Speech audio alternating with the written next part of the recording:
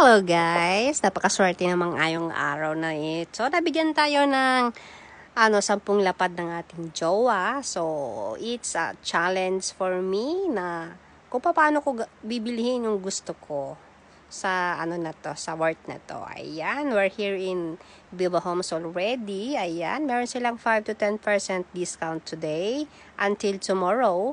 Ayan, nakita po na tayo sa mga nila, bisikleta. Ayan, guys. So, titignan tayo ng e-bike.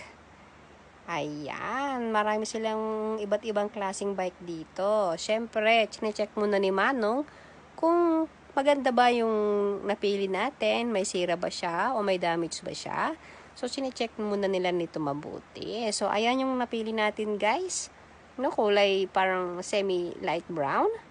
Ayan, hindi naman siya ganun sobrang kamahalan, pero pwede na.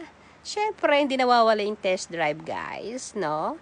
So, dalawa yung pinagpilian ko, isang Panasonic at saka isang Yamaha.